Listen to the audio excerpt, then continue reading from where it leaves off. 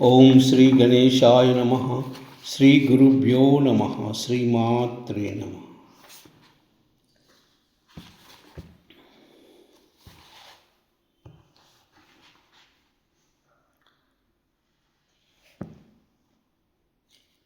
ओम श्रीरुद्रनमकं लघुन्यासम्। अस्य श्रीरुद्रस्य प्रश्नस्य अघोरऋषिः अनुष्टुप् छन्दः संकर्षणमूर्तिस्वरूपो योऽसावादित्य परमपुरुषः स एष रुद्रो देवता। अग्निक्रतुर्च मे मायामिष्टगं शतरुद्रीय च पाभिषेकविनियोगः। ओम नमः शंभवे च अग्निहोत्रात्मने अंगुष्ठाभ्यां नमः। ओम मयो भवे च दर्शपूर्णमासात्मने तर्जनीभ्यां नमः। ओम नमः शंकराय च चातुर्मासात्मने मध्यमाभ्यां नमः। ओम मयस्कराय च निरूढपशुबन्धात्मने अनामिकाभ्यां नमः। ओम नमः शिवाय च ज्योतिष्ठोमात्मने कनिष्ठिकाभ्यां नमः। ओम शिवतराय च सर्वयज्ञकृत्वात्मने करतलकरपृष्ठाभ्यां नमः। ओम नमः शंभवे च अग्निहोत्रात्मने हृदयाय नमः। ओम मयो भवे च दर्शपूर्णमासात्मने शिरसे स्वाहा। ओम नमः शंकराय च शिखायै वौषट्। ओम मयस्कराय च निरूढपशुबन्धात्मने कवचाय हुम्। ओम नमः शिवाय च ज्योतिष्ठोमात्मने नेत्रत्रयाय वौषट्। ओम शिवतराय च सर्वयज्ञकृत्वात्मने अस्त्राय फट्। भूर्भुवस्वरोमिति दिग्बन्धः। ध्यानम् आपातालनभस्थलान्तभुवनब्रह्माण्डमाविस्फुरत् ज्योतिस्फाटिकलिङ्गमौलिविलसत्पूर्णेन्दुवान्तामृतैः। अस्तोकाप्लुतमेकमीशमनिशं रुद्रानुवाकं जपन् ध्यायेतीप्सितसिद्धये ध्रुवपदं विप्रोऽभिषिञ्चे शिवम्। ब्रह्माण्डव्याप्तदेहावसितहिमरुचा भासमाना भुजङ्गैः कण्ठे कालाकपर्दा कलितशशिकला चण्डकोदण्डहस्ताः त्रक्षा रुद्राक्षमाला सुललितपुवपुषा शाम्भवा मूर्तिभेदाः। रुद्रा श्रीरुद्रसूक्तप्रकटितविभवा न प्रयच्छन्तु सौख्यम्। ओम संच मे मयश्च मे प्रियंच मे अनुकामश्च मे कामश्च मे सौमनश्च मे भद्रंच मे श्रेयस्य मे वसस्य मे यशस्य मे भगस्य मे द्रविणंच मे एन्ता च मे धर्ता च मे क्षेमश्च मे धृतिश्च मे विश्वंच मे महश्च मे संविच्य मे ज्ञात्रंच मे सूच्च मे प्रसूच्च मे सीरंच मे लयंच मरुतंच मे अमृतंच मे एक्ष्मयंच मे नामयश्च मे जीवातुच्च मे दीर्घायुत्वंच मे अनमित्रंच मे अभयंच मे सुगंच मे शयनंच मे सूचा च मे सुदिनंच मे। ओम शांति शांति शांति। ओम नमो भगवते रुद्राय। ओम नमस्ते रुद्रमन्यवौतोतैषवे नमः। नमस्ते अस्तु धन्वने बाहुभ्यामुतते नमः। यात इषु शिवतमा शिवं बभूवते धनुः शिवा शरव्या यातवतया नो रुद्रमृडया। याते रुद्रशिवा तनूरघोरा पापकाशिनी तया नस्तनुवा शन्तमया गिरिशन्ता विचाकसीः। यामिषुं गिरिशन्तहस्ते बिभर्षस्तवे शिवां गिरित्रतां कुरु माहिगंसि पुरुषं जगत्। शिवेन वचसा त्वा गिरिशाच्चावदामसि यदा नः सर्वमिज्जगदि यक्ष्मगुं सुमना असत्। अद्गवो दधिवक्ता प्रथमो दैव्योऽभिषक् ऐगश्च सर्वान् जम्बयन् सर्वान् च यातु धान्यः असौयौ ताम्रौ अरुणौत बभ्रुः सुमङ्गलः एचेमागं रुद्राभितो दिक्षु श्रिता सहस्रशो वै शागुं येडहीमहे असौव्यो वसर्पति नीलग्रीवो विलोहितः उतैनं गोपादृशन्नदृशन्नुदहार्यः उतैनं विश्वाभूतानि सदृष्टो मृडयातिनः नमो अस्तु नीलग्रीवाय सहस्राक्षाय मीडुषे अतो ये अस्य सत्त्वानोऽहं तेभ्यो करं नमः प्रमुञ्चदन्वनस्तमुभयो यार्नियोर्च्छां याच्यते अस्तैषवः पराता भगवो वप अवतत्वदनुस्त्वगं सहस्राक्षशतेषु ते निशीर्य शल्यानामुका शिवो नः सुमना भव विज्जं धनुक्कपर्दिनो विशल्यो बाणवागम् उत अनेशन्नशेषवाबुरस्य निषङ्गतिः या ते हेतिरीडुस्तमहस्ते बभूव ते धनुः तयास्मान् विश्वतः मम क्षयः परिभुजः नमस्ते अश्वायुधाय नातताय धृष्णवे उभाभ्यामुत ते नमो बाहुभ्या तव धन्वने परिते धन्वनो हेतिरस्मान् ऋणक्तु विश्वतः अतो ये इषुदिस्तु वारे अस्मन्निदेहितम् ॐ नमस्ते अस्तु भगवन् विश्वेश्वराय महादेवाय त्रयम्बकाय त्रिपुरान्तकाय त्रिकाग्निकालाय कालाग्निरुद्राय नीलकण्ठाय मृत्युञ्जयाय सर्वेश्वराय सदाशिवाय श्रीमन्महादेवाय नमः। नमो हिरण्यभाववे सेनान्येति शाञ्चपतये नमो नमो वृक्षेभ्यो हरिकेशेभ्यः पशूनां पतये नमो नमः सस्पिञ्जराय द्विषीमते पदीनां पतये नमो नमः बभ्लुषाय विव्याधिने अन्नानां पतये नमो नमो हरिकेशायोपवीतिने पुष्टानां पतये नमो नमः भवस्य हेत्यै जगतां पतये नमो नमो रुद्राय तताविने क्षेत्राणां पतये नमो नमः सूताय हन्त्याय वनानां पतये नमो नमः रोहिताय स्तपतये वृक्षाणां पतये नमो नमः मन्त्रिणे वाणिजाय कक्षाणां पतये नमो नमो भुवन्तये वारिवस्कृता औषधीनां पतये नमो नमो उच्चैघोषाय क्रन्दयते पत्नीनां पतये नमो नमो कृत्स्नवीताय धावते सत्त्वनां पतये नमः नमः सहमानाय विव्याधिन अव्याधिनीनां पतये नमो नमो ककुबाय निषङ्गिने सेनानां पतये नमो नमो निषङ्गिन इषुदमते तस्कराणां पतये नमो नमो वञ्चते परिवञ्चते स्थायूनां पतये नमो नमो निचेरवे परिचराय अरण्यानां पतये नमो नमो सकृभ्याविभ्यो जिगागुं सद्भ्यो मुष्णतां पतये नमो नमो सिमद्भ्यो नक्तञ्चरभ्यः पकृतानां पतये नमो नमो बुष्णीषिने गिरिचराय कुलुञ्चानां पतये नमो नमो इषुमद्भ्यो धन्वाभिभ्यश्च वो नमो नमः आतन्वानेभ्यः प्रतिददानेभ्यश्च वो नमो नमो आयच्छद्भ्यो विश्रुत्वश्च वो नमो नमः सद्भक्षो विदभ्यश्च वो नमो नमः आसीनेभ्यः शयानेभ्यश्च वो नमो नमः स्वपद्यो जाग्रद्भश्च वो नमो नमः तिस्तभ्यो धावद्भश्च वो नमो नमः सभाभ्यः सभापतिभ्यश्च वो नमो नमः अश्वेभ्यो अश्वपतिभ्यश्च वो नमः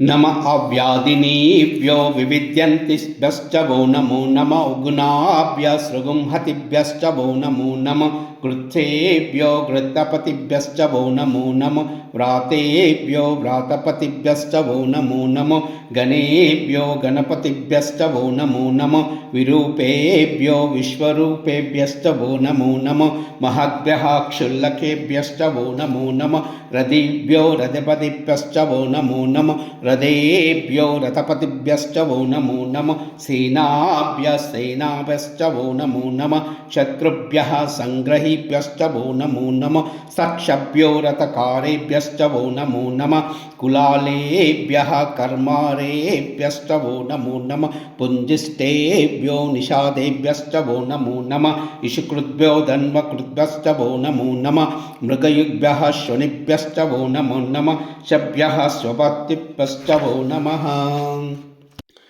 नमो भवाय च रुद्राय च नमः शर्वाय च पशुपतये च नमो नीलग्रीवाय च शितिकण्ठाय च नमः कपर्दिने च व्युक्तकेशाय च नमः सहस्राक्षाय च शतधन्वने च नमो गिरिशाय च शिपिविष्टाय च नमो मीडुष्टमाय चेषुमते च नमो अश्वाय च वामनाय च नमो बृहते च वर्षीयसे च नमो वृद्धाय च संवृद्धन्वने च नमो अग्र्याय च प्रदम्याय च नमः आशवे चाजिराय च नमः शीघ्रियाय च सीभ्याय च नमः ऊर्म्याय च वस्वन्याय च नमः सौतस्याय च द्वीप्याय च नमो ज्येष्ठाय च कनिष्ठाय च नमः पूर्वजाय च परजाय च नमो मध्यमाय च अपगल्भाय च नमः जगन्याय च बुध्नियाय च नमः सौभ्याय च प्रतिसर्याय च नमो याम्याय च क्षेम्याय च नमः उर्वर्याय च कल्याय च नमः श्लोक्याय च वस्वन्याय च नमो वन्याय च कक्ष्याय च नमः श्रवाय च प्रतिश्रवाय च नमो आशुचैनाय च चाशुरताय च नमः शूराय च वबिन्दते च नमो वर्मिने च वरूदिने च नमो बिल्विने च कवचिने च नमः श्रुताय च श्रुतसेनाय च नमो दुन्दुभ्याय च हनन्याय च नमः धृष्णवे च प्रमुषाय च नमो धूताय च प्रहिताय च नमो निशिङ्गने चैषुदमते च नमो तीक्ष्णेनवे चायुधने च नमः स्वायुधाय च सदन्वने च नमः स्तुत्याय च पत्याय च नमः काट्याय च नीप्याय च नमः सूद्याय च सरस्याय च नमो नाद्याय च वैशन्ताय च नमः कूप्याय च भट्ट्याय च नमः वर्ष्याय च नमो मेघ्याय च विद्युत्याय च नमः ईद्रियाय च तप्याय च नमो वात्याय च रेश्मियाय च नमो वास्तव्याय च वास्तुपाय च ॐ हर हर हर हर हर हर हर नमः सोमाय च रुद्राय च नमः ताम्राय च अरुणाय च नमः शृंगाय च पशुपतये च नमः उग्राय च भीमाय च नमो अग्रे वदाय च दूरे वदाय च नमो अन्त्रे च हनीयसे च नमो वृक्षेभ्यो हरिकेशेभ्यः नमः ताराय नमः शम्भवे च मयोभवे च नमः शङ्कराय च मयस्कराय च नमः शिवाय च शिवतराय च नमः तीर्थाय च कूल्याय च नमः पार्याय च वार्याय च नमः प्रतरणाय च उत्तरणाय च नमः आतार्याय च आलाद्याय च नमः शप्याय च फेन्याय च नमः सिकत्याय च प्रवाहाय च ॐ हर हर हर हर हर हर नमः सोमाय च रुद्राय च नमः ताम्राय च अरुणाय च नमः शृंगाय च पशुपतये च नमः उग्राय च भीमाय च नमो अग्रे वदाय च दूरे वदाय च नमो अन्त्रे च हनीयसे च नमो वृक्षेभ्यो हरिकेशेभ्यः नमः ताराय नमः शम्भवे च मयोभवे च नमः शङ्कराय च मयस्कराय च नमः शिवाय च शिवतराय च नमः तीर्थाय च कूल्याय च नमः पार्याय च वार्याय च नमः प्रतरणाय च उत्तरणाय च नमः आतार्याय च आलाद्याय च नमः शप्याय च फेन्याय च नमः सिकत्याय च प्रवाहाय च ॐ हर हर हर हर हर हर नमः सोमाय च रुद्राय च नमः ताम्राय च अरुणाय च नमः शृंगाय च पशुपतये च नमः उग्राय च भीमाय च नमो अग्रे वदाय च दूरे वदाय च नमो अन्त्रे च हनीयसे च नमो वृक्षेभ्यो हरिकेशेभ्यः नमः ताराय नमः शम्भवे च मयोभवे च नमः शङ्कराय च मयस्कराय च नमः शिवाय च शिवतराय च नमः तीर्थाय च कूल्याय च नमः पार्याय च वार्याय च नमः प्रतरणाय च उत्तरणाय च नमः आतार्याय च आलाद्याय च नमः शप्याय च फेन्याय च नमः सिकत्याय च प्रवाहाय च नमः इरिण्याय च प्रप्रताय च नमः किगंशिलाय च क्षयनाय च नमः कपर्दिने च पुलस्तये च नमो गोस्त्याय च गुह्याय च नमः तल्प्याय च गेह्याय च नमः काठ्याय च गह्वरेष्ठाय च नमः हृदयाय च निवेश्वाय च नमः पागंसव्याय च रजस्वाय च नमः शुष्काय च हृद्याय च नमो लोप्याय च लप्याय च नमः ऊर्म्याय च सूर्म्याय च नमः पर्ण्याय च पर्णशद्याय च नमो पगुरमनाय च बिङ्गते नमो अक्कितते प्रक्कितते नमो वरिकेभ्यो देवानां हृदयेभ्यो नमो विच्छिन्नकेभ्यो नमो विचिन्नकेभ्यो नमो आनिरतेभ्यो नमो आमिवत्केभ्यः द्रापे अंधसत्पते दरिद्रन्नीललोहिता येषां पुरुषाणां येषां पशूनां माभेर्मा रोमा येषां किञ्चना ममत् या ते रुद्रशिवा तनु शिवा विश्वाह भेषजी शिवा रुद्रश्च भेषजी तया नो मृडजीवसे इमागं रुद्राय तपसे कपर्दिने क्षयद्वीराय प्रभरामहे मतिं यदा नः समतद्विपदे चतुष्पदे विश्वं पुष्टं ग्रामे अस्मिन्ननातुरं मृडानो रुद्रोतनो मयस्य तद्वीराय नमसा विधेमते यच्चञ्चयोच्च मनुराजे पिता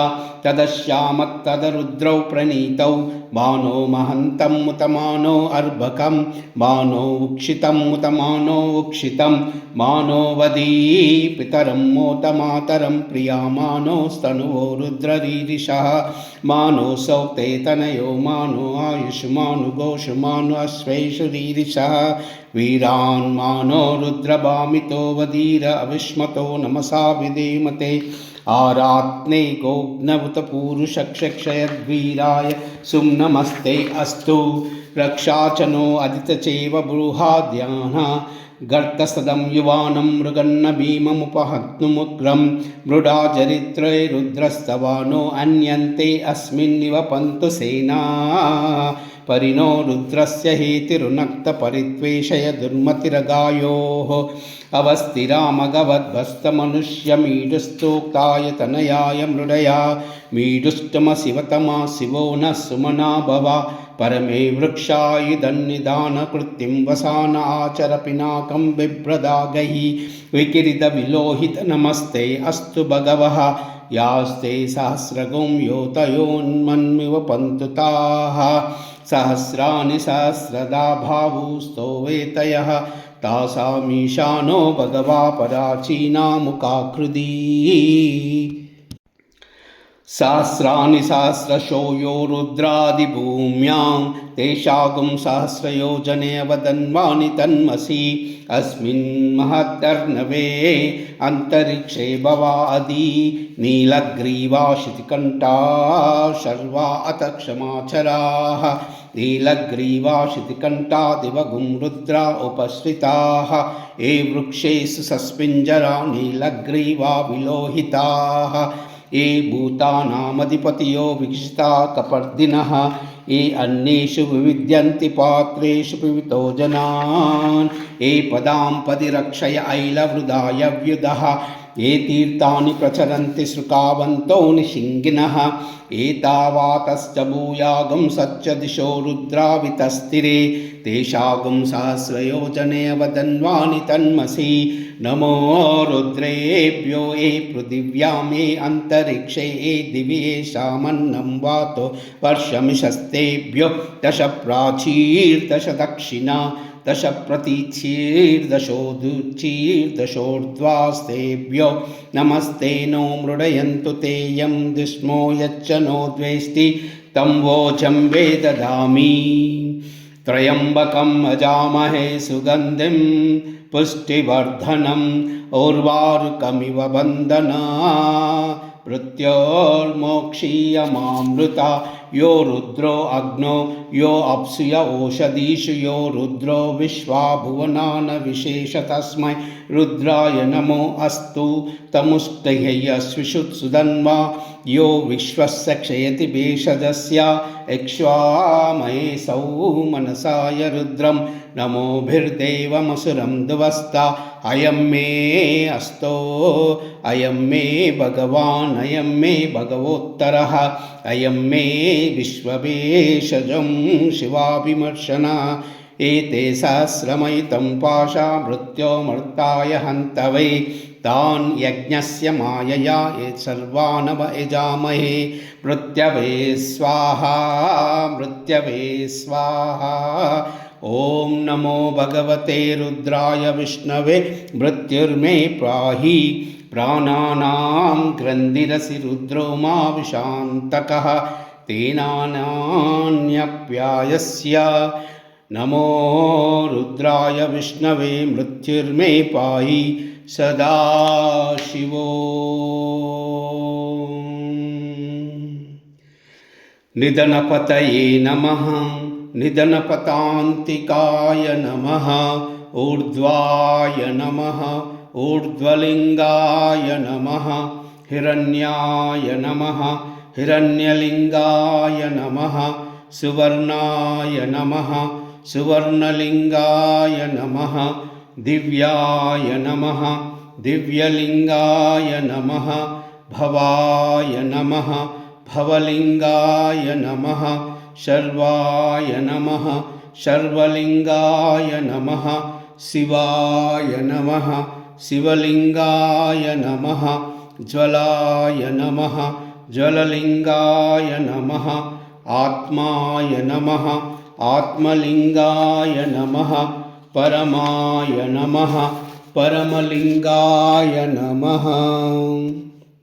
वन्दे शम्भुम् उमापतिं सुरगुरुं वन्दे जगत्कारणं वन्दे पन्नगभूषणं मृगधरं वन्दे पशूनां पतिं वन्दे सूर्यशशाङ्कवन्निनयनं वन्दे मुकुन्दप्रियं वन्दे भक्तजनाश्रयं च वरदं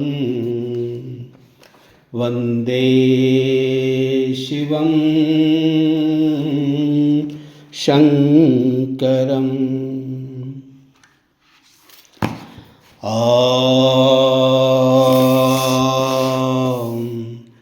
नमः शिवाय।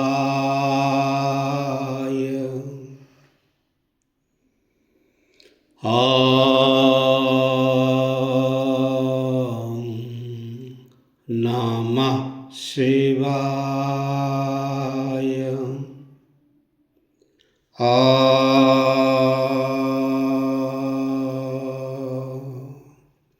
नमः शिवाय। नमो देव्यै महादेव्यै शिवायै सततं नमः। नमः प्रकृत्यै भद्रायै नियता प्रणता स्मृताम्। दृशाद्रागीयस्या दरदलितनीलोत्पलरुचा दवीयांशुं दीनं स्नपय कृपया मामपि शिवे। अनेनायं धन्यो भवति न च ते हानिर्यता वने वा हर्मे वा समकरनिपातो हिमकरः। दृशाद्रागीयस्या दरदलितनीलोत्पलरुचा दवीयांशुं दीनं स्नपय कृपया मामपि शिवे। अनेनायं धन्यो भवति न च ते हानिर्यता वने वा हर्मे वा समकरनिपातो हिमकरः। दृशाद्रागीयस्या दरदलितनीलोत्पलरुचा दवीयांसं दीनं स्नपय कृपया मामपि शिवे। अनेनायं धन्यो भवति न च ते हानिर्यता वने वा हर्मे वा समकरनिपातो हिमकरः। सर्वमंगला एतत् सर्वं श्रीमातचरणार्पणमस्तु। लोकाः समस्ताः सुखिनो भवन्तु, सर्वे जनाः सुखिनो भवन्तु। सर्वमंगला।